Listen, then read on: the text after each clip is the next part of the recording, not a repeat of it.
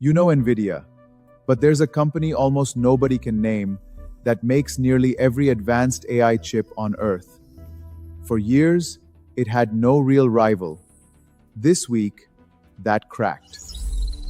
It's TSMC, 70% of the entire foundry market last quarter. Profit up 77%. If you touch AI, you're touching their silicon. Then, in 1 week, the crack. Samsung signed a $200 billion deal with Broadcom, the company that quietly designs the custom AI chips for Google, Meta, and Apple, and locked Tesla's next chip too. Here's what nobody explains. This wasn't won on a benchmark. Switching foundries is brutal. You requalify the design, the IP, the packaging, and ramp yield for years. A $200 billion multi-year bet isn't a headline. It's proof Samsung finally cleared the bar.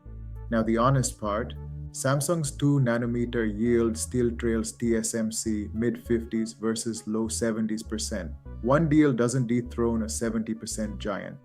But it doesn't have to. A credible second source changes everything. Price, capacity, and whether the whole AI boom rests on one company in one place. And take it from the factory side. What decides this isn't the logo? It's yield ramp and qualification, the unglamorous work that turns a signed deal into shipped chips. So, the monopoly didn't fall, it got a rival, and whoever ramps yield fastest writes the next decade of AI. Now, your Fabspeak tip of the week. This whole story is about one risk, a single source. Find yours in 2 minutes. Paste your key tools, vendors, and suppliers into Claude, Copilot, or ChatGPT and ask, map every single point of failure where I rely on one provider, rank them by how much breaks if it goes down, and name the cheapest second source for the top one. It turns a vague worry into a ranked list.